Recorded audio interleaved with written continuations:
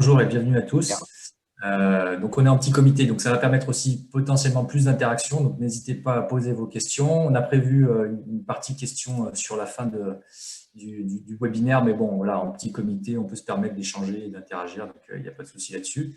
Donc le thème du jour, on l'avait partagé, il revient régulièrement, c'est la valeur des données dans nos entreprises et comment on peut aller détecter cette valeur, la mettre à profit de l'organisation. Donc là, aujourd'hui, on va être 3 intervenants. Et le sujet qui nous anime, et qui nous anime surtout petites entreprises, on va dire PME, c'est qu'on voit d'un côté des GAFA qui, eux, intègrent et maîtrisent tous ces enjeux de l'IA, du big data, etc.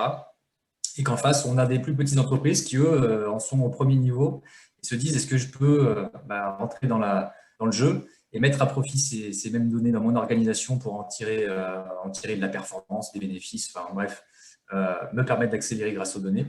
L'année dernière, on a fait une enquête, donc on vous en parlera un petit peu plus après, auprès de 170 chefs d'entreprise en Occitanie. Et on leur a posé ça faisait partie des questions, savoir s'ils pensaient que leurs propres données pouvaient être un moteur de performance dans leur entreprise. 92% sont convaincus de cela.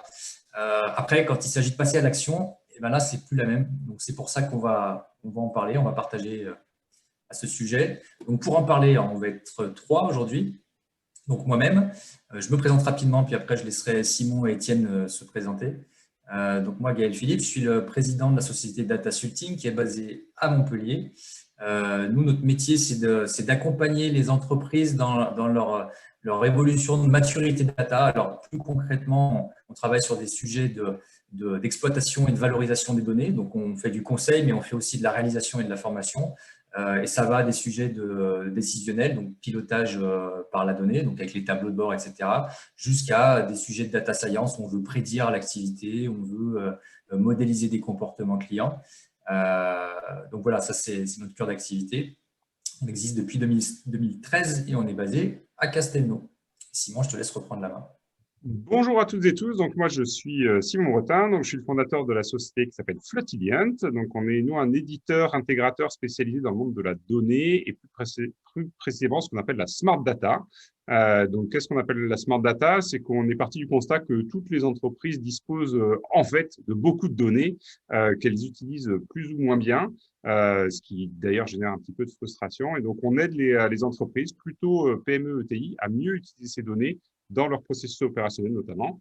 Et donc, je vous ferai un retour d'expérience d'un de nos clients qui travaille dans le monde de l'agri-agro pour vous montrer concrètement comment on passe d'un monde où on est 99% de son temps sous Excel à un monde où effectivement on utilise ces données pour pouvoir piloter son activité. Et donc, voilà, Étienne Léa, PDG de la société Captels. Donc, nous sommes industriels, fabricants de matériel de pesage assez spécifique, je vous en parlerai après. Donc, nous avons participé à l'accélérateur Leader Occitanie BPI l'an dernier, donc en plein Covid, c'était très sympa, très chaleureux. Et pourquoi on y a participé? C'est parce qu'on a un projet justement autour de la data qui est assez large et qui est tout à fait global pour l'entreprise et pour son avenir. Donc, c'est ce que je vous présenterai après, en fait, avec la mission d'accompagnement, le Diag Data fait par Datasulting, ici présent. Je vous remercie. À tout à l'heure. Allez, je poursuis. Donc, l'agenda du jour, on va essayer de tenir le timing, mais voilà grossièrement ce qu'on va aborder. Donc, on va revenir sur ce sujet de maturité data. C'est en gros pouvoir évaluer sa propre, là où on en est sur ces sujets de la donnée, avec différents piliers, mais ça, j'en parlerai un petit peu plus après. Et puis, les chiffres, est-ce qu'on a des chiffres sur justement l'usage des données en entreprise? Donc, là, quelque part, on va vous partager quelques extraits de notre enquête qui a été réalisée l'année dernière et qui est encore en cours. On a relancé une nouvelle édition cette année et on vous en parlera plus largement également. Ensuite, Michael expliquera pourquoi Leader s'inscrit dans ce partenariat avec l'Observatoire de la maturité data, donc qui est donc le moyen de collecter ces données sur l'usage des données en entreprise. On reviendra sur aujourd'hui, est-ce que vos données ont de la valeur et pourquoi faire, et puis comment y aller au final, comment commencer à mettre le pied à l'étrier sur cette valorisation des données. Et on vous partagera, donc là, nous, on a différents retours d'expérience que ce soit Simon avec Flutilian, nous, Data Sweeting, et puis Captels au travers de ces différents accompagnements, ces problématiques très terre à terre, entre guillemets, de chef d'entreprise. Et puis, bien entendu, si vous avez des questions, n'hésitez pas. Donc, soit à la fin, soit pendant la présentation. Donc, je commencerai par le premier sujet, et ce sujet de maturité.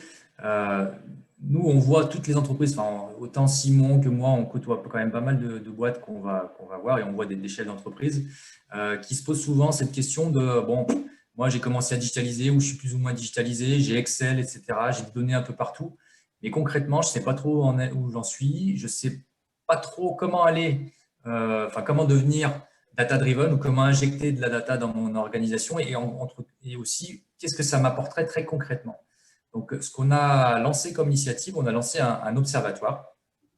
On a plusieurs partenaires dont on parlera après sur cet observatoire qui s'appuie sur une enquête qui vous permet de vous auto-évaluer et d'évaluer votre maturité sur différents piliers. Donc là, on a voulu synthétiser ces différents piliers data. Ça va intéresser ceux qui bossent sur ces sujets d'organisation de la donnée dans l'entreprise.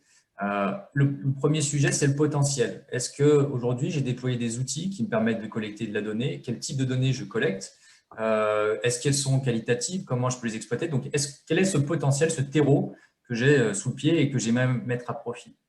Ensuite, il y a un deuxième sujet, c'est est-ce que l'entreprise, est-ce que la direction a une réelle stratégie? Et est-ce que vous avez mis en place des actions ou prévoyez des actions pour mettre à profit ces données dans votre organisation? Donc ça, c'est un deuxième élément qu'on évalue. Troisième élément qu'on évalue, c'est l'organisation et la gouvernance des données dans l'entreprise. Donc, savoir aujourd'hui tout ce qui tourne autour des sujets data et pas que la valorisation, aussi les aspects réglementaires, les aspects de cybersécurité, l'éthique des données. Comment tout ça est géré, organisé dans l'entreprise? Est-ce que c'est organisé déjà? Donc, ça, on l'évalue. Ensuite, on va parler des compétences. Est-ce que j'ai les ressources nécessaires pour répondre à mes projets, à mes enjeux qui nécessitent de mettre à profit les données? Et puis, le dernier point qui est non des moindres, c'est quand on parle de données, il faut aussi acculturer. Est-ce qu'il y a une culture data dans l'entreprise? Est-ce que mes différents départements, est-ce que mes équipes ont conscience de l'intérêt de l'usage de ces données dans leur propre métier?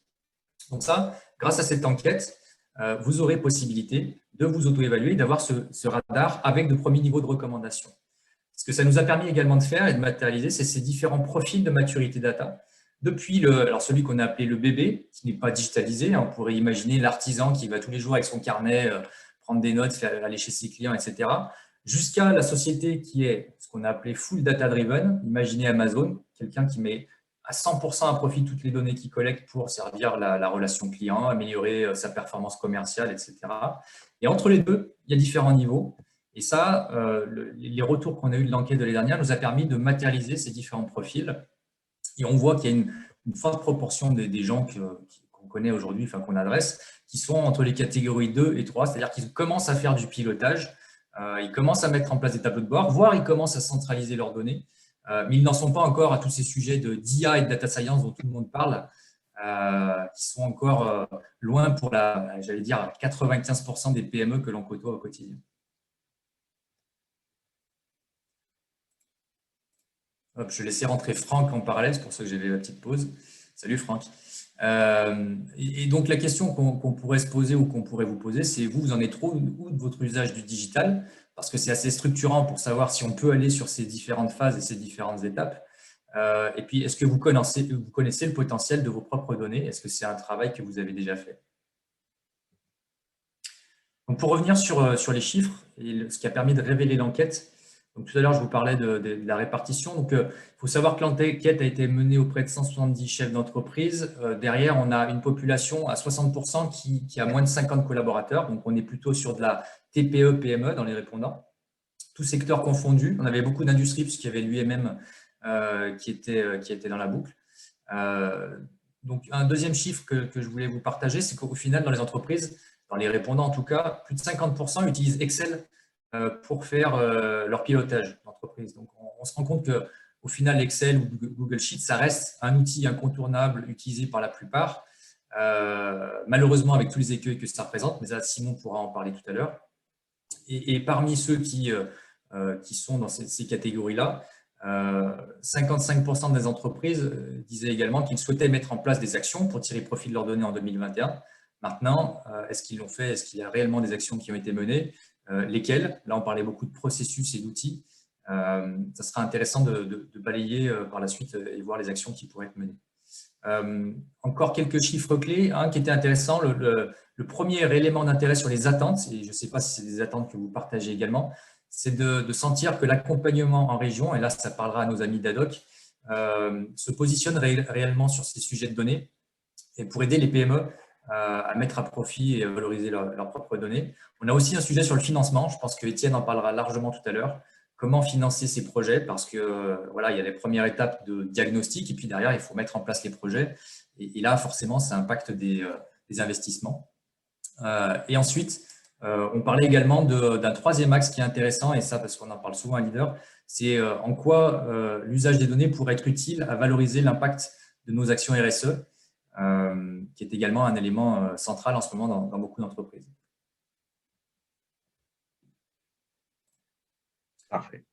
Donc pour faire répondre à cette enquête, je vous ai remis le lien. Il y a un petit QR code si vous voulez le flasher. Ça vous permet d'arriver directement sur l'enquête. Sinon, il y a un site web. Et là, grâce à ça, vous allez pouvoir obtenir votre radar et des premières recommandations. Et vous pouvez aussi télécharger l'ancienne enquête 2020 pour voir tous les résultats obtenus. Parce que là, vous n'avez qu'un extrait synthétique. Hop. Et là, je laisserai la main à Mickaël pour expliquer l'intérêt pour Leader de ce partenariat et pourquoi Leader s'inscrit là-dedans. Oui, bonjour à tous. Donc, Mickaël Lapostole, secrétaire général de Leader Occitanie. Je vais faire très court et très simple. Je vais répéter ce qu'on dit souvent, nous, à Leader, quand on parle avec des entreprises du numérique, quand on parle de numérique.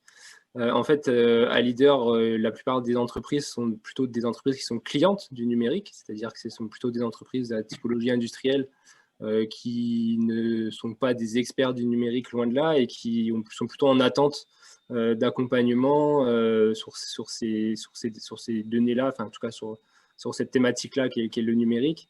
Et ça nous semblait important d'être partenaire de l'Observatoire puisque c'était enfin un observatoire régional qui était partagé par aussi la plupart des clusters d'entreprises de la région, Digital 113 et d'autres mouvements d'entreprises comme le MEDEF par exemple, d'avoir enfin des données qui remontent des entreprises qui sont donc des clientes du numérique pour savoir, un, où elles en sont, et deux, finalement, comment est-ce qu'on peut les accompagner au mieux sur cette thématique-là et après aller voir effectivement la région ad hoc pour que tout cet accompagnement puisse se mettre en place et notamment l'accompagnement financier qui est réalisé par la région Occitanie.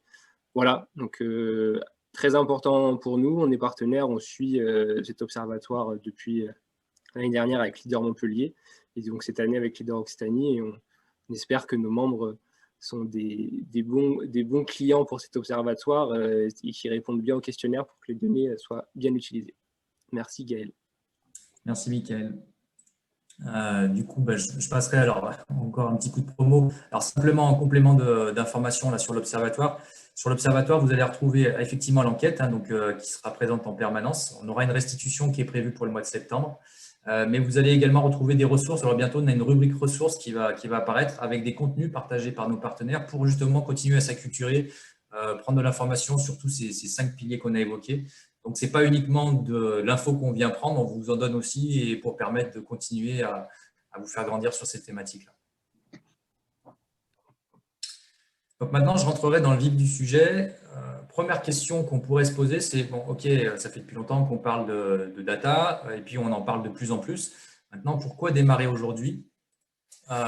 Premier élément important, c'est que la donnée, on en a de partout parce que l'économie au sens large se digitalise. On le voit, le Covid n'a fait qu'accélérer. Enfin, regardez l'impact sur le e-commerce, sur nos interactions avec des visios, etc. On voit que la digitalisation, ça devient incontournable et c'est même un prérequis pour beaucoup de business. Et au travers de cette digitalisation, il y a de la data qui circule. Donc ça, c'est le premier élément, c'est que c'est un vrai gisement. Deuxième élément, c'est qu'au final, la techno n'est plus un sujet. Alors, je ne sais pas si ça l'a été un jour, mais effectivement, c'était plus compliqué par le passé. Mais aujourd'hui, du fait de l'open source, du cloud, etc., les coûts sont tombés de manière drastique. La mise en œuvre, elle devient beaucoup plus accessible du plus grand nombre. Donc, la techno, ce n'est pas un sujet. Et le troisième élément, c'est que les usages, qu'ils soient internes à l'entreprise, externes, et puis les attentes du marché, en termes de digitalisation et puis même d'attente de services qui nécessitent de consommer de la donnée sont de plus en plus nombreux. Donc là, en fait, on a une vraie demande et on a un vrai potentiel de développement d'usage qui nécessite la mise à profit des données. Alors, les données, concrètement, c'est quoi? Et puis, en quoi elles peuvent générer de la valeur? D'une part, vous avez les données métiers. Les données métiers, c'est quoi? C'est dans chacune de vos activités. Vous allez avoir un ERP, un CRM, vous allez avoir des outils métiers, logiciels, qui vont vous permettre au quotidien de traiter des informations, des processus. Donc là, ça, c'est la digitalisation, c'est le digital. Et derrière ces traitements d'informations, vous avez de la donnée qui est collectée, alors qui est plus ou moins mise à profit. Peut-être que vous faites des choses aujourd'hui, vous faites des tableaux de bord de pilotage. Mais toutes ces données, voilà, c'est une première manne. Cette donnée, elle n'est pas forcément que dans des logiciels métiers, elle peut se retrouver dans des fichiers Excel, dans des fichiers PDF, dans votre site web, dans des applications mobiles. D'ailleurs, je dirais, on revient sur ce qu'on disait tout à l'heure, le fichier Excel, c'est la première source d'information qu'on retrouve quand on va voir les différents métiers. C'est-à-dire que tout le monde nous parle de « j'ai un fichier Excel qui me permet de faire ceci, cela ». Donc, il ne faut pas négliger l'apport de données par un fichier Excel. Après, derrière, c'est l'exploitabilité et qu'est-ce qu'on peut en faire et comment on peut changer les choses qui sera la question. On a également les données techniques. Dans beaucoup de métiers, on fait des audits de terrain, on va sur le terrain, on prend des photos, on récupère des données qui ne sont pas forcément organisées, structurées. Donc ça, c'est également des données qui pourront être mises à profit. Si vous êtes développeur de logiciel, vous avez des logs qui peuvent servir aussi à améliorer la connaissance des usages de vos produits et donc d'améliorer la mise en forme de votre produit ou les options qui sont proposées, ou voire même le modèle économique qui peut être proposé à l'arrivée. Ensuite, vous avez les données qu'on a appelées industrielles, toutes celles qui proviennent des capteurs et des objets connectés. Et là, dans tous les secteurs d'activité, on voit de plus en plus d'usages d'objets connectés. Étienne en parlera tout à l'heure, puisque lui-même va mettre en place des usages de ses propres données avec des objets connectés.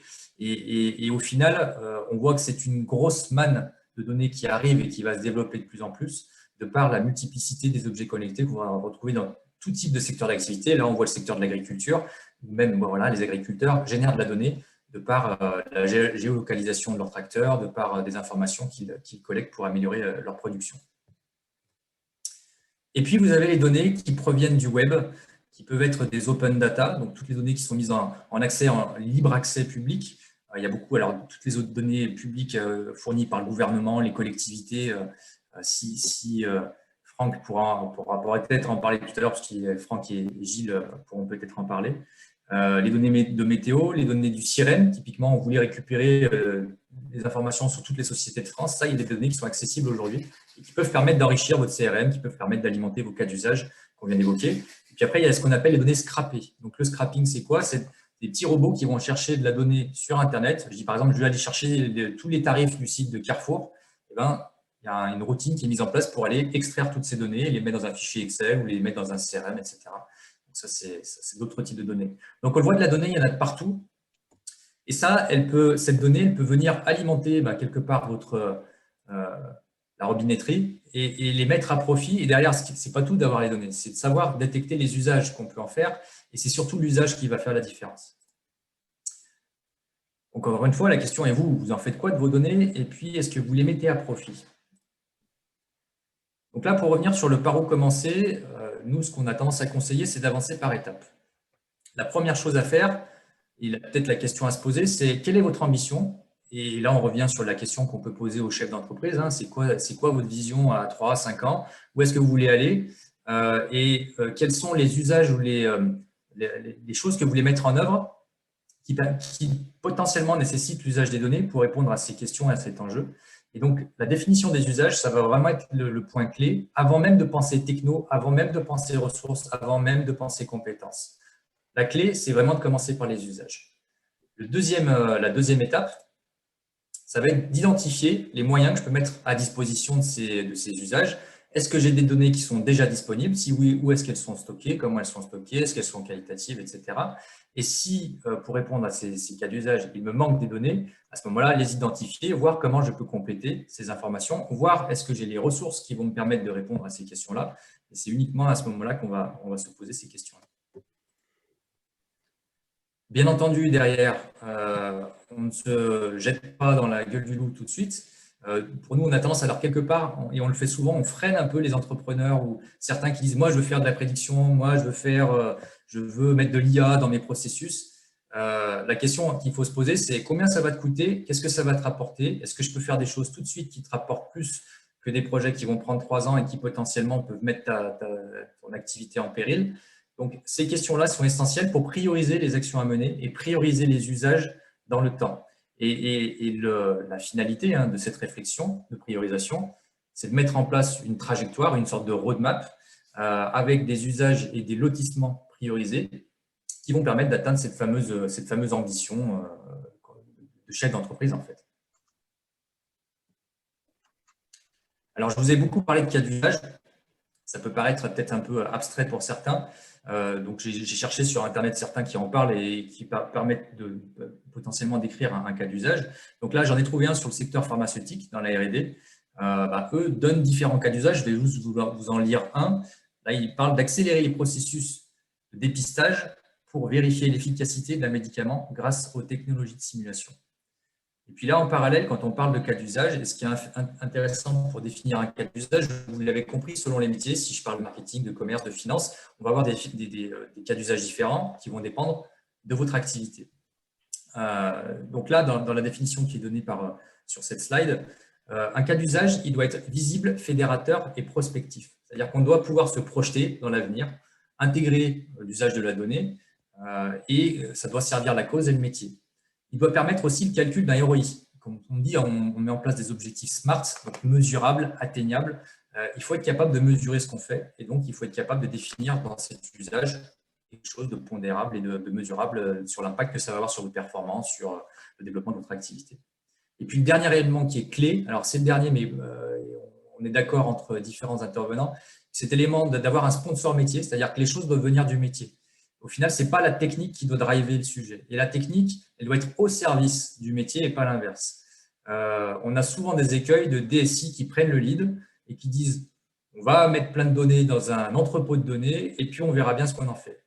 Le risque, c'est que le métier soit déçu, c'est qu'on ait passé beaucoup de temps à faire des choses qui doivent être cassées demain.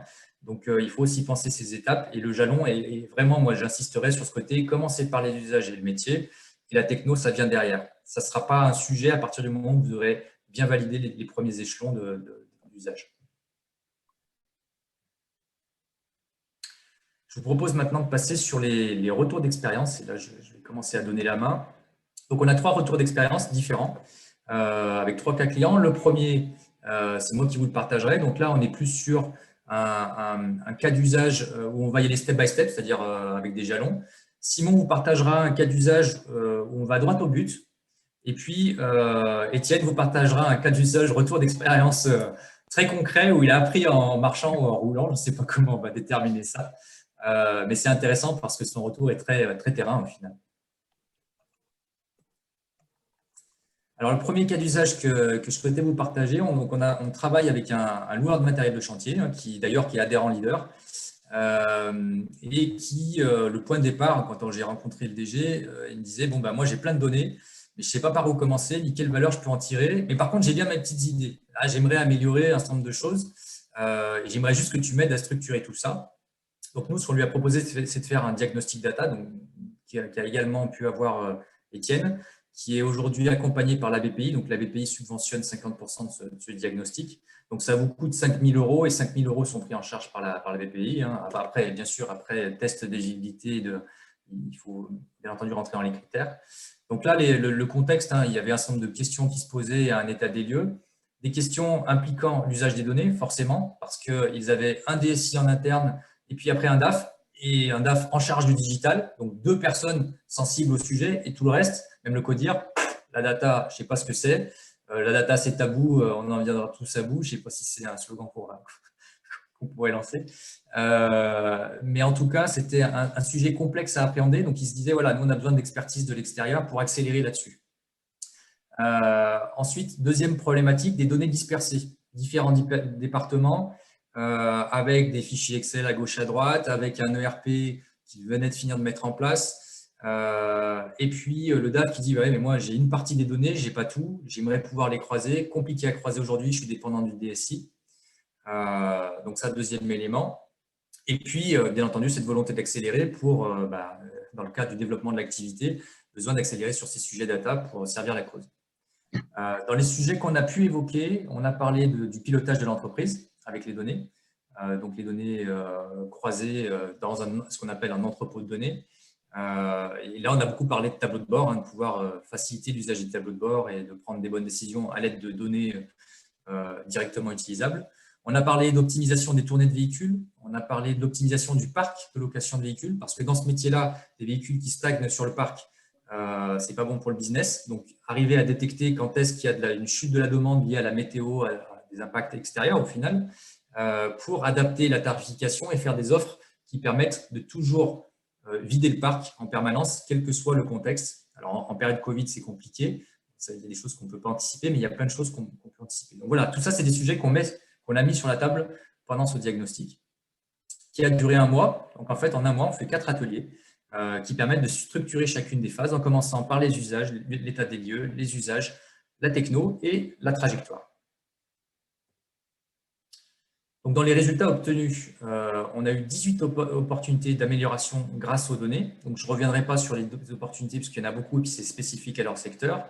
Mais ce qui est intéressant, c'est que ça leur a permis d'avoir un panel d'opportunités qu'on a pu prioriser. Depuis les quick wins, qu'on appelle les quick wins, c'est celles qui nécessitent peu d'efforts et qui peuvent être rapidement rentabilisées, jusqu'à des projets complexes qui nécessitent beaucoup d'investissement mais qui peuvent rapporter beaucoup. Donc ça, on les a mis sur une matrice qui leur a permis aussi de cadencer les différents lotissements de réalisation. Et ça, c'est ce que vous voyez sur le deuxième graphe. On a mis en évidence les cas d'usage, le coût d'un projet de ce type, donc avec l'apport. Donc là, on s'est concentré sur le reporting un peu au milieu, et le ROI que ça permet de générer. Quand on parle de ROI, c'est quelque chose qu'on fait avec le client. C'est lui qui est capable d'évaluer l'impact des actions qu'on va mener. C'est lui qui, quelque part, il faut aussi sentir son business et ce sur quoi, sur quel levier il faut actionner pour accélérer les choses. Donc ça, on le fait en binôme. Voilà. Donc après, tout ça, c'est cadencé dans le temps. Et chaque budget peut s'activer les uns après les autres. Mais si vous regardez les budgets, on voit bien qu'on passe les plus petits budgets au départ. Donc, on apprend en marchant. On commence à mettre les premières briques. Et la maturité, c'est comme ça aussi. C'est qu'on y va step by step. On ne grille pas les étapes. Si j'avais un message à laisser sur ce sujet-là. Ensuite, on a lancé une première mission, donc la fameuse mission de déploiement de l'outil de pilotage. Et là, je passerai assez vite parce que je ne sais pas, personne ne me dit le timing, donc du coup, je continue. Donc du coup, là, on est en train et on finalise un entrepôt de données. Donc cette fameuse base de données qui centralise toutes les données de l'entreprise, qui intègre les infos qui viennent du SCRM, de l'ERP, de la comptabilité. Et on met en place les rapports avec le client, parce qu'ils avaient déjà une sensibilité sur un outil qui s'appelle Microsoft Power BI, qu'ils avaient déjà commencé à mettre en œuvre. Ils avaient besoin de déployer le potentiel de cet outil. Donc on les accompagne sur la mise en place des nouveaux tableaux de bord. Pour répondre à 2 principaux objectifs. Le premier qui est d'optimiser les opérations, donc d'aller détecter tout de suite comment ils peuvent générer de la valeur sur leurs opérations, et puis faciliter la capacité d'analyse pour le DAF, pour un meilleur pilotage de l'entreprise.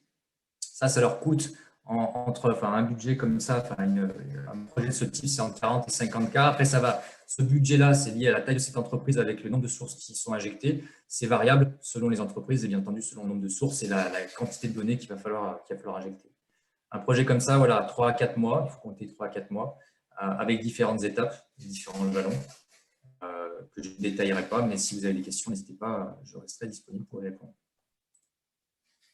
Après, on a plein d'autres cas clients. Je passerai rapidement et je donnerai rapidement la main à Simon. Mais là, on a parlé beaucoup de pilotage. On travaille aussi beaucoup sur des sujets d'études marketing. Donc, faire parler les données pour modéliser des comportements clients, anticiper les ventes, prédire l'affluence dans des magasins. Enfin, voilà, on a plein de choses, fidéliser, mieux fidéliser, donc en personnalisant les produits, ce qu'on appelle la vision customer-centric. Faire de la recommandation de produits. On a par exemple travaillé pour Sarenza pour proposer les meilleures chaussures pour mieux transformer dès la première page. Prédiction d'appels téléphoniques, voilà, il y a pas mal de choses qui sont possibles à l'aide des données. Je ne rentrerai pas dans le détail, mais voilà, la manne, elle est généralement dans nos logiciels. Il y a plein de choses à en faire. Simon, c'est à toi. J'arrête le partage. Hop. Super, merci beaucoup. Peut-être, je sais pas, faire un petit break s'il y a des questions ou des interrogations suite à ça, le temps que je repartage mon écran. N'hésitez pas si vous voulez nous interpeller. Pas de de questions. On continue alors. Bon, et déjà, merci Gaël pour l'introduction. La petite fléchette est pas mal. Et en plus, c'est un truc que j'aime bien, les fléchettes. Donc, nous, on aime accompagner nos clients à mettre leurs données au travail. C'est comme ça qu'on essaie de communiquer. En fait, vous avez tous des données, beaucoup de données. Souvent, quand vous cherchez un peu, vous soulevez les fichiers Excel ou vous soulevez votre ERP. Là, c'est un peu la malle pleine de jouets avec lesquels on ne savait même plus qu'ils existaient. Et donc, on essaie de traiter ces sujets-là. Rapidement, comme je le disais en introduction, je me suis appuyé sur cette slide-là qui avait été utilisée par Frédéric Cavazza lors du Transfo Digital Day 2020, un bel événement organisé par Adoc. Et il dit, finalement, quand on veut traiter ces données, ce n'est pas si compliqué que ça. Tous les logiciels existent, il suffit de suivre ces couches et ainsi de suite.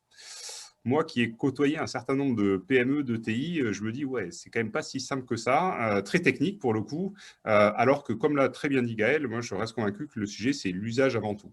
Il y a un deuxième sujet qui est en sous-titre de tout ça, c'est que tous ces acteurs-là, en tout cas 99% sont américains, et ça gêne un petit peu mon cœur européen.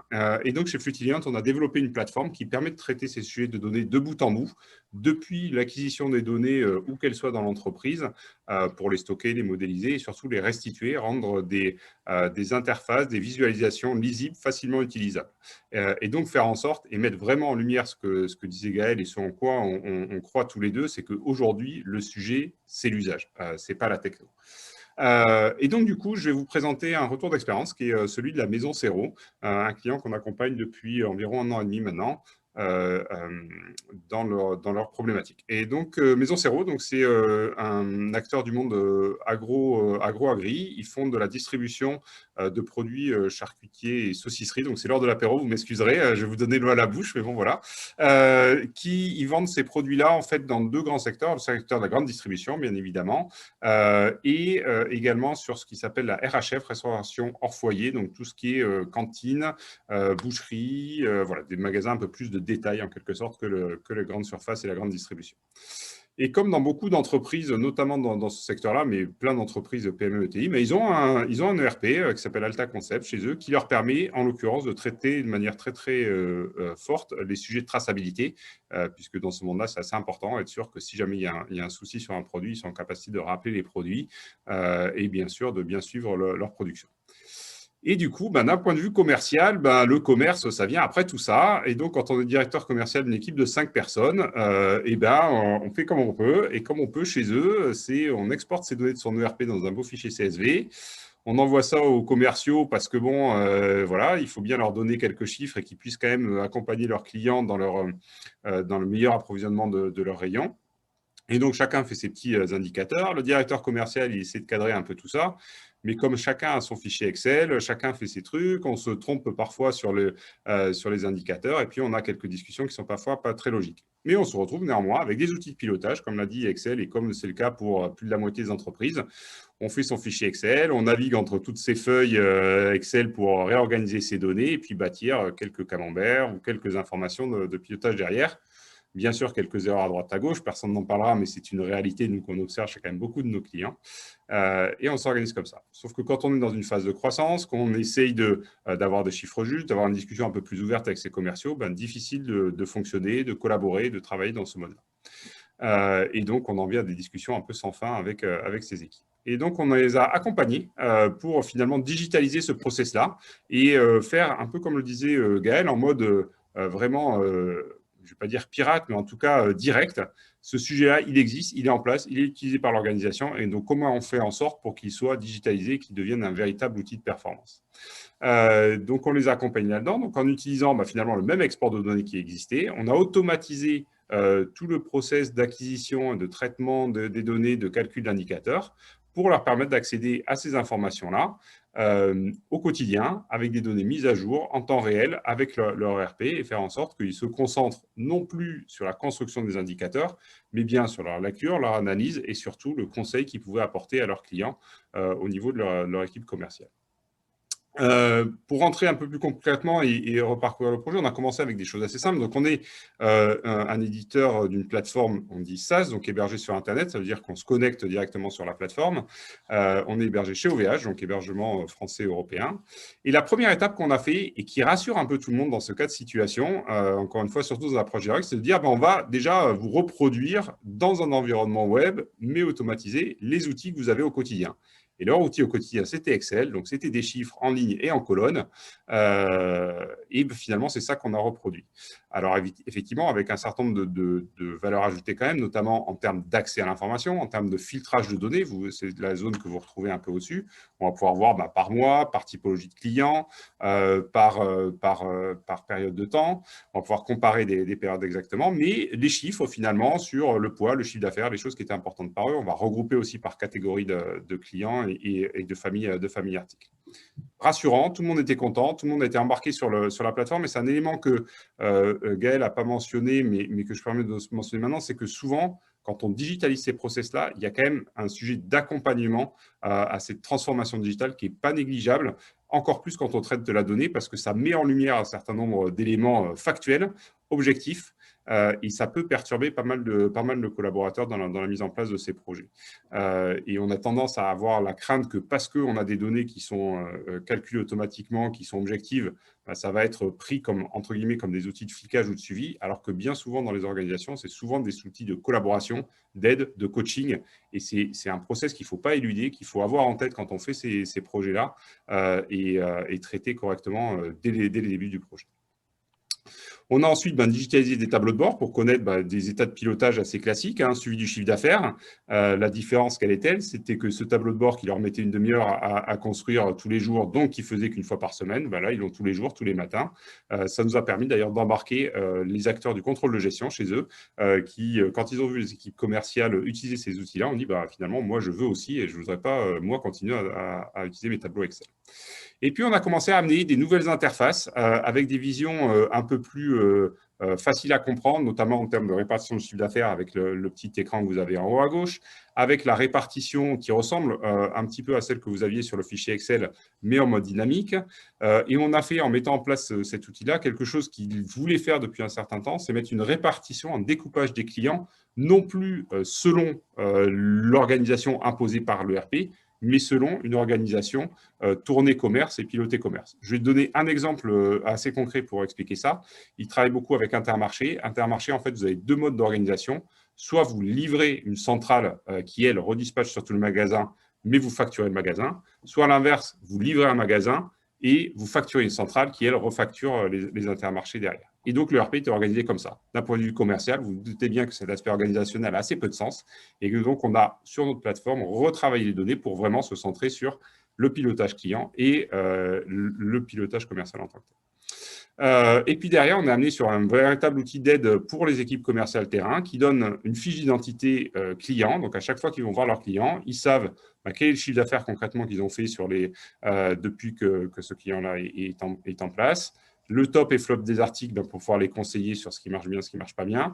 Le rythme et volume de commandes, pareil, pour s'assurer qu'il y ait bien une continuité, qu'il n'y ait pas un manque de volume de commandes ou qu'il n'y ait pas des choses anormales qui existent. Et donc, ils arrivent vraiment en position aujourd'hui de conseil et non plus de découverte, en gros, de où en est leur client une fois qu'ils sont avec. Voilà un petit peu ce qu'on a fait. Alors, ça, c'est merci à Étienne qui nous a dit essayez de présenter un peu concrètement comment se passent les projets, parce que c'est vrai que c'est toujours une interrogation au-delà de présenter ce qu'on a. Donc, comment se passent les projets chez nous et pourquoi on pense qu'ils vont assez vite et très vite vers l'usage? La première phase, le jour de démarrage, on va dire, c'est de comprendre comment vous fonctionnez chez vous aujourd'hui. 100% des entreprises sont pilotées aujourd'hui. Ce n'est pas une question, parce que vous avez tous des tableaux Excel, vous savez tous où vous allez. Et donc, notre objectif à nous, pour aller vite dans la mise en place et l'automatisation de ce process-là, c'est de comprendre vos données, comprendre ce que vous faites, comprendre les process que vous faites. Et derrière, c'est délivrer la promesse. Délivrer la promesse, ça veut dire quoi? Ça veut dire vous montrer que sous 2 semaines, et c'est ce qu'on a fait chez eux, on est effectivement capable d'automatiser, alors on ne va pas faire la totalité du projet, mais montrer sur des premiers exemples qu'est-ce que ça montre, comment on automatise ces process-là et comment vos indicateurs peuvent être concrètement disponibles sur Internet. Ça nous permet aussi de faire une proposition budgétaire et de donner le cadre contractuel qu'on peut avoir. Typiquement, sur la première version qu'on a fait chez Maison Serreau, on avait défini une dizaine d'indicateurs avec une source de données qui est la source de données de l'ERP. C'est un projet qui était à 5 000 € de setup et 150 € d'abonnement par mois. Il faut savoir qu'on a un business model, nous, qui n'est non pas basé sur le nombre d'utilisateurs, mais sur le nombre d'indicateurs qu'on met à disposition de nos clients. C'est un modèle un peu nouveau, donc ça nécessite un peu d'explication. Et on a appliqué dans le projet le directeur commercial, bien évidemment, et le conseil IT de proximité qui, lui, connaissait très bien l'ERP et savait nous expliquer un peu comment étaient structurées les données derrière, qui a aussi fait un travail d'accompagnement terme. Et ça nous a permis, finalement, dans la dernière phase, et un mois plus tard, donc sous 15 jours, de pouvoir livrer les 10 indicateurs que les clients puissent, les commerciaux puissent les utiliser et finalement se concentrer sur leur métier. Un détail que je n'ai pas mentionné, mais qui est assez intéressant, c'est qu'il voulait absolument que chaque commercial voit les chiffres qui lui sont propres, pas voit forcément la totalité des chiffres, et c'est évidemment quelque chose qu'on a intégré à cette étape-là. Et comme on est persuadé que la data, c'est quelque chose qui bouge tous les jours, qui évolue continuellement, en fait, il y a régulièrement des demandes de nouveaux indicateurs, de nouvelles fonctionnalités. Donc, on a continué à les accompagner depuis un an et demi. Et donc, aujourd'hui, on est sur une V3 où on a une quinzaine d'indicateurs. Il y a des nouveaux. Il y en a qui ont été enlevés, il y en a qui ont été remplacés. On a 2 sources de données. On a été capté des données depuis un autre outil, en l'occurrence depuis la compta. On est sur un setup global de 10 000 € et on a augmenté l'abonnement à 200 € par mois là-dessus. Et on a toujours impliqué le directeur commercial. On a maintenant le directeur général adjoint qui s'occupe du contrôle de gestion, qui est aussi embarqué sur la plateforme, et toujours le conseil qui nous aide là-dedans. Pour information, on est en train de développer avec eux ce qu'on appelle une data CRM, c'est-à-dire une CRM très orientée de data pour récolter quelques informations très précises chez leurs clients, avec l'aide du DG pour le coup et de la direction commerciale. Comme l'a fait Gaël, quelques autres types de projets sur lesquels on travaille. Beaucoup de projets aujourd'hui autour de l'IoT et de comment utiliser les données de l'IoT. Ces équipements arrivent de plus en plus souvent avec des plateformes pas très orientées métiers, donc que ce soit avec des caméras de détection de plaques, avec des capteurs de température, comme on l'a fait là sur un champ de photovoltaïque. On va capter les données, rapidement produire des premiers indicateurs. Et moi, ce que je dis souvent, c'est dérisquer les projets IoT. Avant de lancer sur un déploiement à grande échelle, il faut tester, valider, vérifier que les équipements fonctionnent, vérifier que les données sont suffisamment qualitatives, et c'est cette étape-là qu'on va adresser. Deuxième sujet un peu plus structurant, c'est accompagner les clients dans la mise en place d'une plateforme data, des clients qui ne sont pas dans le métier numérique, qui ne comprennent pas vraiment la donnée, un capteur connecté, en l'occurrence un capteur d'urine par rapport à des données de santé et de nutrition qu'on a mis en place et pour le monde professionnel, ou alors des plateformes data pour automatiser et faciliter la restitution d'indicateurs à ses clients.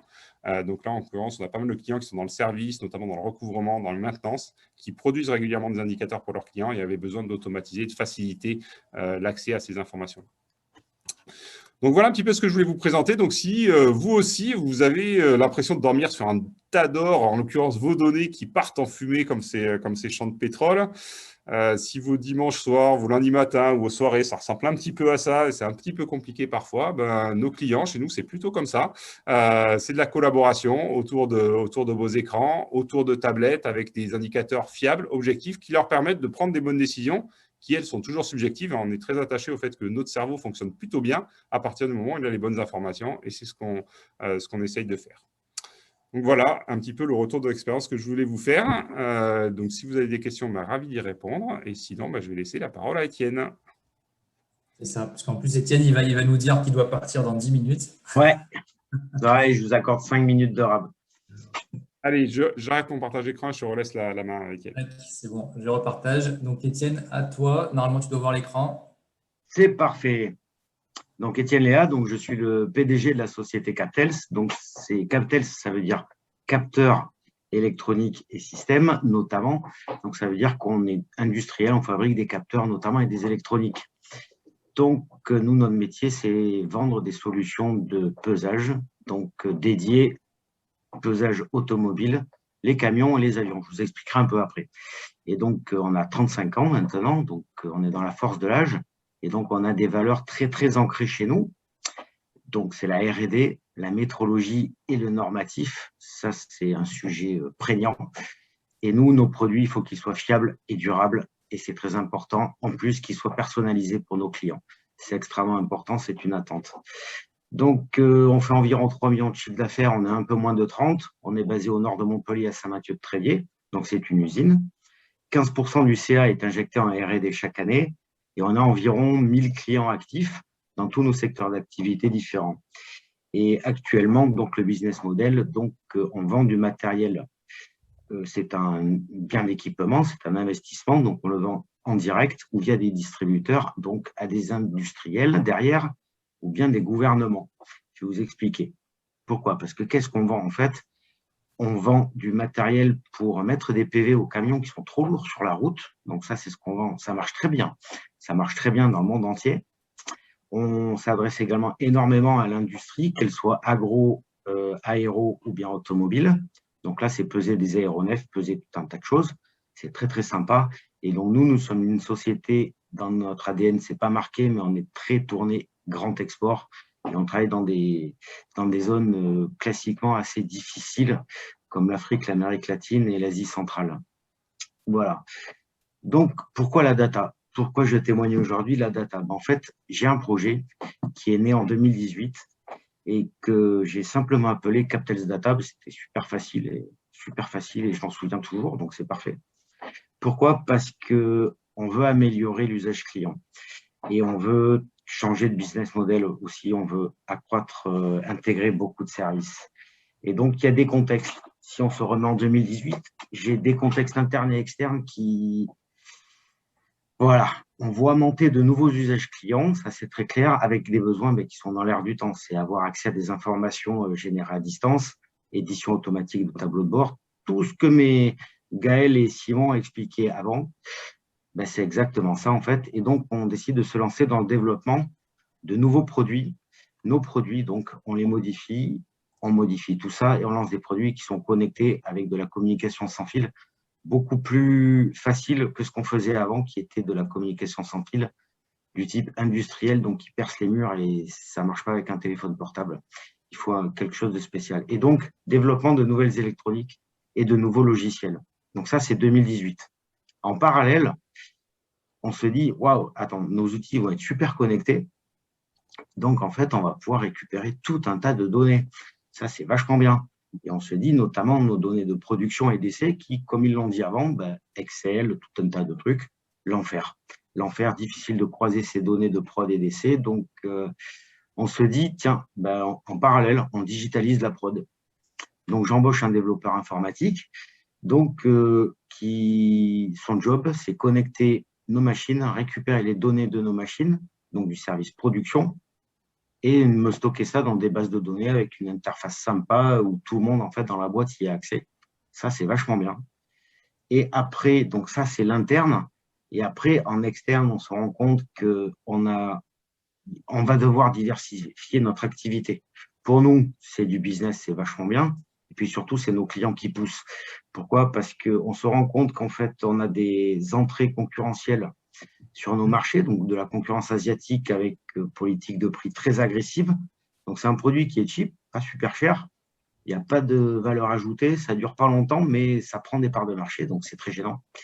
Et après, de nouveaux entrants également qui sont des startups avec que du service, à contrario, donc assez centré data quand même, et qui n'ont pas de matériel ou alors qui ont du matériel vraiment pas top. Donc, chez nos clients, en parallèle, une nouvelle chaîne de valeur commence à émerger. Et ça, je pense qu'elle est assez générationnelle, en fait, parce que quand vous avez des clients qui ont la soixantaine, ils s'en foutent. Quand vous en avez qui ont 35 ans, pour eux, c'est normal. Donc, voilà. Donc, le projet Captels Data, qu'est-ce que c'est? C'est pour reprendre de l'avance technologique, donc par rapport à nos concurrents, la concurrence classique et les nouveaux entrants, donc pour différencier notre produit-service, rajouter une forte valeur ajoutée dedans, et après développer une nouvelle source de revenus pour l'entreprise en exploitant et diffusant donc les données collectées de nos services, de nos systèmes, donc des données collectées en interne et évidemment des données collectées une fois qu'elles sont chez le client. C'est important. Donc nous avons rejoint donc l'accélérateur fin 2019, début 2020, l'accélérateur donc BPI Leader Occitanie. Pourquoi? Parce qu'en fait, on a plein de projets, mais on n'a jamais le temps de se poser pour les bosser, en fait. Donc, ça nous a forcé à prendre le temps d'écrire un projet et puis après de le challenger, puisque ça, c'est hyper important. Le challenger par des gens qui ne sont pas dedans, qui ne comprennent pas, qui ne sont pas dans notre quotidien, dans notre opérationnel. Et donc, l'idée aussi, c'était de comprendre comment on fait, parce que nous, on est très technique. On a des ingénieurs qui font du dev informatique, mais là, on est sur autre chose. Et moi, je ne suis pas technique. Et quand j'y comprends rien, j'aime bien que quelqu'un d'autre m'explique, parce que comme ça, c'est plus simple. Et après, l'objectif ultime, c'est de définir une roadmap avec tout ce qui est associé, les coûts, les besoins, etc., etc.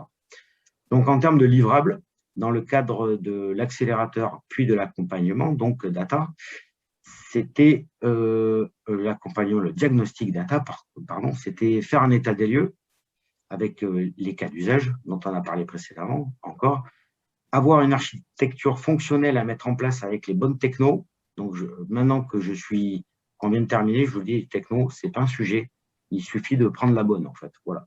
Tout est disponible et puis on fait son marché, en fait. Et enfin, en termes de livrables, c'est définir une structure organisationnelle et de gouvernance et après lotir le projet avec des coûts estimatifs associés, puisque pour moi, j'aime bien compter en euros aussi. Voilà.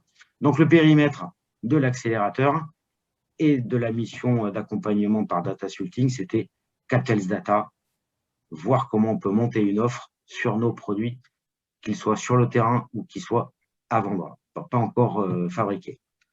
Donc, si on parle d'approche, en fait, l'approche qui a été prise avec Data Sulting, c'était faire un état des lieux, collecter des besoins donc métiers, définir une architecture, et après, on se construit une petite roadmap. Donc, si on passe, voilà, la méthode employée donc par Data Sulting, je reviens là, puisque, voilà, pour le Diag Data, donc c'était un état des lieux, donc présentation de l'entreprise, des produits, des projets. Et après, surtout, on a recensé les systèmes, on a modélisé les données métiers, et après, on a essayé de leur expliquer notre architecture SI. On l'avait déjà fait avant qu'ils viennent, parce qu'autrement, ça aurait été compliqué, parce qu'on a énormément d'outils. On génère plein de trucs. Dès qu'on a un besoin, on fait quelque chose, on crée quelque chose. Voilà. Le deuxième atelier, donc chaque atelier, c'était une demi-journée. Et donc, dans le premier atelier, en fait, tout le monde en interne chez Captels a été convié. Donc, je parle du dirigeant moi-même, le comité de direction, ainsi que certains sachants. Voilà, notamment donc pas mal de gens de la R&D que ça intéresse beaucoup. Des ateliers d'une demi-journée. Le deuxième atelier, donc on a travaillé les cas d'usage. Donc, nous, on avait déjà des cas d'usage parce que ça avait commencé à maturer fortement dans nos cerveaux. On avait tous réfléchi à pas mal de choses, de cas d'usage. Donc, on avait qui étaient déjà identifiés. Et donc, Data Sulting nous a un peu challengé sur tout ça et nous a aidé en fait à prioriser aussi les cas d'usage parce que, comme ils l'ont dit tout à l'heure, si vous partez dans tous les sens, ça ne va pas gazer. À un moment, il va y avoir des problématiques. Voilà. Donc, d'un point de vue architecture, donc l'architecture du système, donc on a travaillé sur différents choix de technologie, on a beaucoup échangé à ce sujet. Il y a vraiment zéro problème là-dessus. Hein. C'est une question de coût aussi, mais tout est disponible. Voilà. Donc, une architecture et avec en données de sortie de tout ça, en fait, on s'est retrouvé avec un schéma de gouvernance, quand même une architecture assez fonctionnelle et une organisation avec des technologies possibles. Et ça, en sortant d'un atelier comme ça, c'est super intéressant de leur part d'avoir su vulgariser en fait tout ça, puisque moi, je partais d'une feuille blanche, intellectuellement feuille blanche. Voilà. L'avant-dernier atelier, donc, c'était travailler sur l'organisation organisationnelle, donc avec des phasages et mettre des jalons en fait sur un projet hyper important, puisque moi, je ne savais pas combien de temps, je ne comprenais pas combien de temps ça allait durer, je ne comprenais pas du tout. Donc, on a bossé là-dessus, c'est très intéressant. Donc, à l'arrivée des phasages, un phasage avec des jalons, pardon, on a défini les besoins RH qu'on n'avait pas en interne, et donc avec un budget, donc les coûts RH, les coûts d'investissement, les coûts de location de trucs, etc. Tout, donc, une vision assez claire de la chose, avec j'ai besoin de quoi, je sais maintenant de quoi j'ai besoin et je vais pouvoir le trouver. Donc, ces 3 ateliers, le 2, le 3, le 4, donc ça a été le dirigeant et les sachants dans l'entreprise, donc des personnes, des responsables de service ou autres, en fait, qui sont sensibilisés et qui seront fortement impactés, en fait, par certains choix. Voilà. Et donc, le dernier atelier, on va dire la clôture, c'était arrêter une trajectoire, donc la définir et l'arrêter. Donc, à l'arrivée, qu'est-ce qu'on a obtenu? Une refonte de la stratégie globale de l'entreprise. On va rester industriel, mais on va rajouter une nouvelle activité. En fait, ça, c'est certain. Après, on a défini donc une enveloppe budgétaire, comme je vous le disais, et un phasage bien. Moi, ça m'a bien plu, un phasage du projet. Donc ça, c'était présenté par Datasulting et moi-même auprès de certains responsables de service. Voilà, donc ça s'est déroulé sur 2020. Voilà, donc c'est pas de bol, mais c'est pendant le Covid, mais on s'est débrouillé quand même. Donc le bilan, pour faire très rapide, le bilan de l'accompagnement de Datasulting dans le cadre de l'accélérateur. Donc c'est une clôture fin mars, en fait 2021, sachant que l'accélérateur, vous avez des ateliers, tout un tas de choses, c'est très sympa, réunion avec des gens qui viennent d'ailleurs, c'est partage d'expérience super bien. Donc ça a duré 1 an, de mars à mars, on va dire. Donc si on fait un focus data, par contre, avec l'accompagnement de Datasulting, on a clôturé il y a 2 mois maintenant. On a vraiment obtenu une architecture détaillée et compréhensible. C'est-à-dire que même moi, je suis capable de l'expliquer à quelqu'un en interne. Donc, c'est fantastique. C'est vraiment vulgarisé. Et on a vraiment obtenu une vision détaillée en fait, des ressources RH et des ressources financières nécessaires. J'y reviendrai parce que c'est important. Et après, une planif. Moi, nous, dans l'industrie, on travaille sur des projets. On aime bien planifier les choses. C'est très important pour nous. Donc, si on parle d'état d'avancement, parce que même si on a fini fin mars, ben, en fait, je vais vous parler d'opportunités en fait, par rapport à mon projet Catalyst Data, ainsi que les freins qui sont assez conjoncturels, mais qui sont réels. Et donc, les opportunités, ben, pour l'entreprise, c'est vraiment lancer de nouvelles activités. On génère de la data, on a structuré toutes les données qu'on générait en interne. Maintenant, on va lancer le volet externe, voilà, chez nos clients. Et après, on a des projets en cours. Ça, c'est une réelle opportunité. On a des projets en cours, donc qui sont exactement dans la stratégie définie, qui sont en grand export avec des partenaires très, très sérieux, donc notamment en Afrique, en fait. Et donc, on va jalonner tout ça pour pas faire n'importe quoi. Ça va avancer crescendo en même temps que nous, on avance. Donc ça, on peut s'appuyer là-dessus sur un partenariat, en fait, des partenariats avec nos distributeurs. Et après, et ça, c'est très, très important d'un point de vue clientèle industrielle, il y a de vraies marques d'intérêt pour le service, puisque moi, ça fait 1 an en fait que j'en parle à tous nos clients, les gens qu'on connaît bien, etc. Ouais, ils trouvent ça super. Il y a 2 ans, ils s'en foutaient, c'était pas du tout une priorité. Maintenant, depuis un peu plus d'1 an, c'est devenu critique pour eux, en fait, critique pour eux, d'avoir accès à tout un tas de données à distance, etc., des données métiers. Donc, par contre, j'ai des freins, évidemment. Si je témoigne, c'est qu'aussi que parfois j'ai des problèmes, n'est-ce pas? Et donc, le Covid est passé par là. Donc, j'avais un taux d'endettement, en fait, qui était extrêmement faible. Et donc, j'ai contracté des PGE. Et mes banques, en fait, au vu des résultats 2020 qui sont mauvais, la contraction de prêt, donc, etc., m'ont dit, bon, Étienne, ça va être compliqué, quoi. Ça va être compliqué, on ne sait pas trop vraiment si on va te suivre. Voilà, la situation est complexe, etc., etc. Moi, mon projet, on l'a évalué. Alors, tout. Dedans, il y a du POC, il y a de la démonstration chez des clients, il y a intégré des ressources humaines, il y a tout. Il y a de tout. En gros, c'est 700 000 sur 3 ans. Donc, je n'ai pas besoin de 700 000 maintenant, j'ai besoin d'une enveloppe sur 3 ans, 700 000. Donc là, c'est assez complexe. C'est assez complexe parce que c'est conjoncturel. Voilà. Et l'autre aspect, par contre, que je n'ai pas marqué, mais je vais vous en parler quand même, le frein, ça va être un frein RH. C'est-à-dire qu'en passer sur un modèle de business comme ça, on a perdu du monde en route dans l'entreprise. On a bien compris qu'il y en a qui étaient non pas récalcitrants, mais qui étaient contre, et donc qui étaient plutôt à démonter, à faire une communication extrêmement négative en interne en expliquant que ça ne servait à rien. Donc, ils n'ont rien compris. Donc, il y a un vrai challenge RH, soit de réussir à acculturer les personnes, leur expliquer à quoi ça sert, ou soit alors s'en séparer si c'est des postes clés en fait et qu'ils ne comprennent pas, puisque si ce sont des freins, il faut lever les freins. Voilà. Donc moi, mon expérience, j'ai fait un bilan, un diag, une nouvelle stratégie. Donc ça, c'est vachement bien. Je sais combien ça va me coûter. Je sais que pour moi, c'est critique et stratégique de me lancer là-dedans par rapport à la concurrence, par rapport l'évolution de mon marché et donc de mes clients. C'est critique. Et donc, en clôture, juste pour dire que le bilan de l'accélérateur et de l'accompagnement de Data Shooting, ben, c'est une stratégie globale, chiffrée, planifiée, très claire. Et surtout, ça nous a permis en fait de challenger notre vision en fait de ce que seront nos marchés demain. Parce qu'on est industriel, on fabrique des matériels qui font de la mesure, des solutions de mesure qui sont exportées partout. On s'adresse à des très gros clients.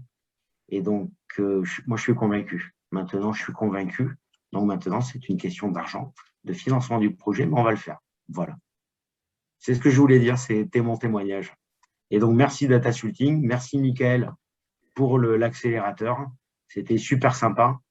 Et donc, je vous encourage tous à le faire parce qu'on a tous des données, on a tous quelque chose à faire en fait. Voilà. Moi, je suis dans un extrême. Je génère de la donnée énormément, des volumes astronomiques. Donc voilà, mais tout le monde en a, tout le monde peut en trouver, comme ils vous l'ont expliqué. Donc, foncez. Voilà. C'était mon témoignage. Ça y est, tu vas pouvoir y aller. Alors, s'il y a des questions, 3 minutes. Voilà. Faut pas hésiter. Audrey avait posé une question tout à l'heure, mais c'est plus pour Simon. Audrey, tu veux peut-être prendre le micro? Oui, bonjour. Bonjour à tous. J'avais une question pour Simon. Donc, j'ai bien compris sur la partie 3 que effectivement ce que Fluty vient de proposer, c'était très évolutif. Mais c'est vrai qu'au cours des projets sur lesquels on travaille, on se rend compte finalement que nos clients ont tendance à être très challengés par leurs clients pour fournir des indicateurs de plus en plus poussés sous forme de rapports. Et donc, ma question, c'était effectivement, est-ce que déjà vous intégrez ça dans votre solution et quelle en est la fréquence? Est-ce que vous avez cette pression également de la part de vos clients? Voilà, quel est un petit peu l'état vis-à-vis de cette requête que j'ai la sensation d'entendre de plus en plus fréquemment? Oui, merci Audrey pour la question parce que je trouve que c'est une question qui pose vraiment le point, le doigt là où il y a une différence entre de l'analyse et du suivi opérationnel. Et souvent, en tout cas, mes interlocuteurs ont du mal à faire la part des choses. Effectivement, ils me posent la question. Ma réponse est simple, c'est non. Nous, on ne le fait pas. Donc, au moins, déjà, ça éclaircit le sujet parce que déjà, ils n'ont pas l'habitude d'avoir des gens qui leur disent non. Donc, ils disent, oula, mais s'il dit non et qu'il n'a pas peur de le dire, c'est que ce qu'il fait, il doit savoir bien le faire. Et donc, non, on ne fait pas ça. On fait pas ça. Mais par contre, j'ai beaucoup de clients qui ont des solutions comme Qlik, comme Power BI pour travailler sur leurs indicateurs. Et donc, la question, c'est quels sont les clients, quels sont les utilisateurs, clients au sens vraiment premier du terme. Et donc, effectivement, si je prends l'exemple, alors Maison Zéro, c'est pas un très bon exemple, parce que, enfin si, c'est un bon exemple d'ailleurs, parce que eux, vraiment, ils perdaient leur temps à produire l'indicateur et produire la donnée. Donc ça, on a automatisé ça. Aujourd'hui, effectivement, le directeur commercial a un peu plus de temps pour faire des analyses, il utilise Excel tout simplement pour faire ça. Mais c'est lui, les commerciaux, je veux dire, sans être méchant du tout sur le truc, eux, leur kiff, c'est d'aller en voiture, d'aller discuter avec les bouchers, les charcutiers des grandes surfaces ou les indépendants. C'est pas de faire des analyses sous Excel. Et donc, ce dont ils ont besoin, c'est des chiffres, des indicateurs, et les indicateurs qu'on a calculés pour eux et qu'on a décidé pour eux. Et donc, nous, on répond à ce besoin-là. Le directeur commercial, j'étais ce matin d'ailleurs, j'enchaîne ma 4e heure de visio. Ce matin, j'étais effectivement avec une autre entreprise dans le même secteur, mais dans le nord de la France. Effectivement, il y a une assistante de direction qui fait des analyses. Elle a ClickSense, elle. Le problème, c'est que ces analyses-là, pour les envoyer à ses commerciaux, elle envoie à la fois les données en tant que telles et puis des analyses un peu plus poussées. Et en fait, elle n'a pas le temps de faire ces analyses-là. Donc, du coup, là, on travaille avec eux pour automatiser tout ce qui est standard, qui est le b.a.-ba de la chose et ce dont ont besoin les commerciaux, pour qu'elle ait plus de temps pour travailler sur les analyses et envoyer de manière plus traditionnelle, dans un PowerPoint ou dans un mail, non, attention Roger, là, regarde, sur tes déplacements, tu as passé une semaine dans le 38, tu as oublié 3 clients, c'est pas normal. Quand tu pars là-bas, il faut que tu fasses tous tes clients. Et là, c'est vraiment de l'analyse en tant que telle. Donc, il faut arriver à différencier dans ces projets de pilote autour de la donnée.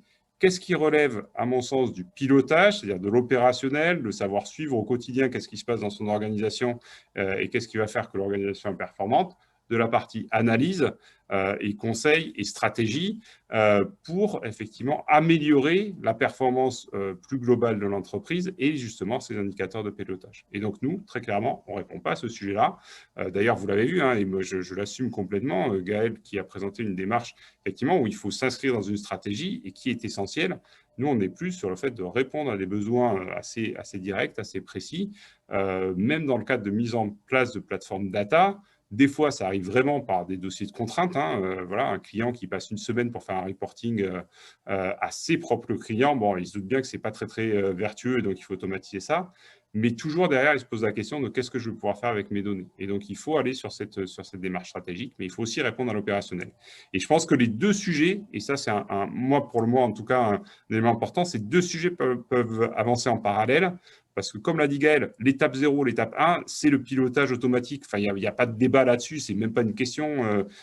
Aujourd'hui, dites à un collaborateur qui rentre de 25 ans, mon coco, tu vas passer 2 jours par semaine à produire des tableaux Excel pour les commerciaux. Bah, il va vous regarder avec des yeux comme ça et ça ne va pas marcher. Et les anciens, ils le font parce qu'ils ont l'habitude de le faire, mais ça les enquiquine. Donc, ce n'est pas l'objet. Donc, cette étape-là, même si elle doit s'inscrire dans une stratégie, de toute façon, elle est obligatoire. D'accord. Et donc, c'est important d'y aller vite dessus. Vous l'avez vu, on n'est pas sur des budgets stratosphériques. Et donc, c'est une première approche, une première marche et qu'on revendique, nous, sur tous nos projets, pour aller plus loin vers des entreprises data-driven et vraiment qui vont utiliser la donnée de façon plus large.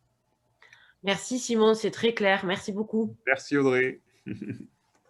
Bon, on a dépassé le timing. Je ne sais pas s'il y en a d'autres qui ont des questions. J'ai plus accès au chat, donc c'est pour ça que je pose la question. Il n'y a pas de questions dans le chat, je te rassure. Oui, j'ai 2 questions, si je peux vous poser. Une en amont et une en aval. En amont, nous, on est une petite société. D'après ce que j'ai compris, il faut déjà avoir la donnée dans des ERP ou ailleurs.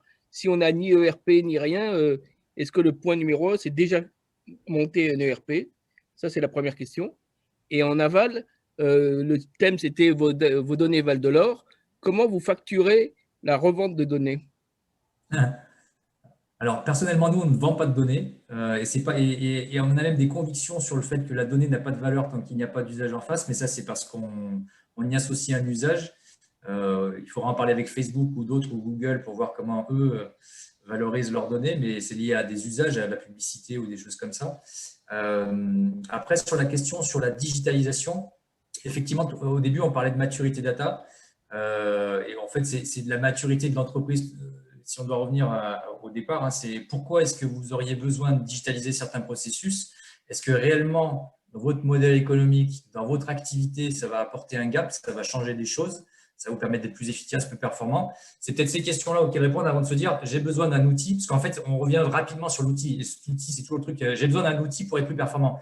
Est-ce qu'un mécanicien est plus performant parce qu'il a une bonne clé à molette ou est-ce parce qu'il a été bien formé ou est-ce que c'est… Voilà, il y a plein de questions qui se posent. En tout cas, moi, je poserai la question dans l'autre sens de pourquoi j'aurais besoin de tout ça et en quoi ça va servir la vision de mon entreprise et la performance de mon entreprise. Un complément de réponse, le premier ERP et la première CRM dans les PME, c'est Excel.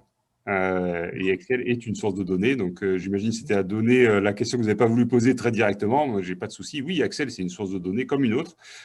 Et dans beaucoup de PME, c'est la source de données principale. Pas de souci, ça marche bien. C'est une bonne source de données. Le seul bémol qu'elle a, c'est que souvent, elle n'est pas standardisée. Donc, c'est une première étape de standardiser un peu les fichiers Excel, tout simplement pour pouvoir correctement capter la donnée. Parce que si on est informaticien, on n'est pas magicien, d'accord? Et donc, on ne va pas pouvoir trouver les données quand une fois elles sont là, une fois elles sont là, une fois elles sont là. Enfin, voilà, il y a quand même un minimum d'organisation à avoir dans le sujet. Mais non, le RP ou la CRM n'est pas un préalable. Et d'ailleurs, en général, ces outils-là sont très mauvais en termes de reporting et d'utilisation des données. Donc, il faut même penser les deux sujets en parallèle. Sur la question de la valeur des données, ouais, moi, je suis un peu comme Gaël. Nous, on aide nos clients à mieux utiliser leurs données. Et ce sujet de comment calculer la valeur d'une donnée, honnêtement, c'est un sujet de stratégie. C'est la même question de… Il revient souvent sur la table. On l'a même posé dans un cadre juridique. Parce que je connais des gens qui font du RGPD et qui cherchent à donner de la valeur parce qu'ils en ont marre de jouer avec l'aspect gendarme. Donc, ils cherchent à avoir d'autres aspects. Et personne n'a aujourd'hui la clé, en tout cas, sur cette valeur de la donnée. La vraie réponse, c'est que ça dépend des cas d'usage. Parce que une donnée peut avoir une très grande valeur pour Gaël, aucune pour moi, et réciproquement. Donc c'est un sujet qui est extrêmement complexe qu'on ne pourra pas, auquel il est, à mon sens, impossible de répondre. C'est vraiment des cas d'usage, c'est de la stratégie business. Encore une fois, quand on a une entreprise, quand on a une propriété intellectuelle au sens beaucoup plus large, les données, effectivement, sont une propriété intellectuelle, peuvent être considérées en tant que telles. En tout cas, on peut faire le parallèle. comment on la valorise, c'est une question market, marché, stratégie. Voilà. La donnée n'échappe pas à ça. Il n'y a pas de formule magique autour de cette thématique-là. Par contre, moi, je mettrais un vrai bémol là-dessus, c'est qu'aujourd'hui, ce n'est pas encore classique pour les entreprises d'acheter de la donnée. Ça l'est sur certains secteurs, dans le commerce, par exemple, d'acheter des données de fréquentation. Mais pour un industriel, par exemple, d'aller acheter des données, je ne sais pas, d'usage médian ou de temps d'usage ou avant que les matériels se dégradent et ainsi de suite, ce n'est pas encore dans les mentalités, même si tout le monde y pense, il n'y a pas encore cette habitude-là. Donc, il faut voir la question de la valeur et aussi de la perception qui est faite par le client. Mais c'est un sujet d'une réflexion assez classique, finalement. Je ne sais pas si ça répond à votre question. Si, non, ça répond en partie à la question. Non, parce que comme j'avais vu le titre de la conférence, c'est comment le transformer en or, je me suis dit, il y a peut-être la pierre philosophale qui va être donnée, là. On n'est pas encore alchimiste, c'est pas l'alchimie. Non, on n'a pas encore trouvé la clé secrète. Non, par contre, là où il y a une vraie réalité, c'est que oui, il y a de la transformation en or, c'est en interne. Dans tous les usages internes, là, c'est clair, hein, c'est à la fois du temps, et là, c'est gigantesque, énorme. Et il y a beaucoup d'argent caché. Hein. Je prends l'exemple de la collaboration et de l'embarquement, je ne sais pas si ça se dit comme ça, des jeunes collaborateurs ou des nouveaux collaborateurs. Ça, cette valeur-là, elle est aujourd'hui énorme. Donc, on ne la voit pas arriver très, très directement. Mais encore une fois, on le voit un petit peu dans l'équipe commerciale, hein, qui aujourd'hui, un jeune commercial, il dit « Ok, c'est quoi votre CRM ?» Il y a 10 ans, ce n'était pas le cas. Aujourd'hui, ça peut être des questions qui sont posées. Voilà, je pense que pour des managers, aujourd'hui, des gestionnaires de projet, la hantise de retomber dans des fichiers Excel est quand même assez importante à partir du moment où on a goûté à des outils un peu plus performants. Oui, puis au-delà de l'outil, ce que tu exprimais tout à l'heure, dans la valeur, enfin, le gain de temps, même pour faire des choix stratégiques, on bosse avec des services marketing, ils se posent plein de questions qui sont dépendantes de données qui sont gérées par le côté SI. Et au final, l'exploitation de leurs propres données, on travaille avec un éditeur logiciel et lui, il vend à des dizaines de milliers de clients. Et en fait, au travers du travail de ces données, on lui a permis de détecter des marchés à abandonner qui n'arrivaient pas à décider au final parce qu'il n'avait pas assez de data pour décider. Et en fait, simplement en allant fouiller ses propres données, on lui a permis de prendre des décisions stratégiques. Et parce qu'il perdait beaucoup d'argent. Parce que des fois, on évalue la qualité d'un client et dire « je vais vendre du temps, j'ai fait telle marge ». Tu as regardé la marge sur 3 ans, combien il t'a coûté un SAV, combien il te coûte… Peut-être que là, on va rediscuter. Ok, merci. On a dépassé, mais c'était pour ceux qui étaient encore curieux et qui voulaient en savoir un peu plus. Dans tous les cas, je crois que j'avais laissé les coordonnées de tout le monde. Hein. Si jamais il y a besoin d'échanger, je peux revenir dessus. Clac, clac, clac, clac, clac. De toute façon, on pourra envoyer peut-être la présentation. On partagera la presse. Je ne sais pas si tu pourras le faire après, Mickaël, avec ceux qui vont participer. Ouais, j'enverrai la présentation et le replay vidéo, ouais, avec plaisir. Inscrit, ouais, comme ça, pour accès, je vous envoie moi la présentation, comme ça, pour faire suivre en suivant. Parfait. Et ben, est-ce qu'il y a une dernière question ou est-ce qu'on va tous manger? Gilles, si tu avais une question, vas-y. Oui, moi, j'ai juste trouvé la présentation extrêmement intéressante. Merci. Et je reviendrai vers vous directement par rapport à un autre projet qu'on a de coopérative de transformation digitale pour porter un label d'impact sociétal et de RSE, voilà, qu'on a appelé Osmoni et qui me paraît être très complémentaire à votre démarche. Voilà. Super. Super. Merci, Gilles. Eh bien, merci à tous. Est-ce qu'on est tout bon? Ouais, je pense. Merci beaucoup, Mickaël, pour le hosting, on va appeler ça comme ça. Merci encore pour l'invitation. Et puis, écoute, j'espère que la prochaine, on se la fera en réel. On fera en réel la prochaine.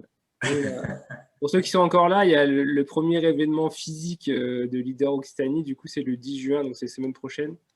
Si vous voulez qu'on se revoie un peu tous et qu'on boit un café et qu'on mange un bout ensemble après, et après qu'on travaille un peu entre deux, mais voilà, c'est la semaine prochaine.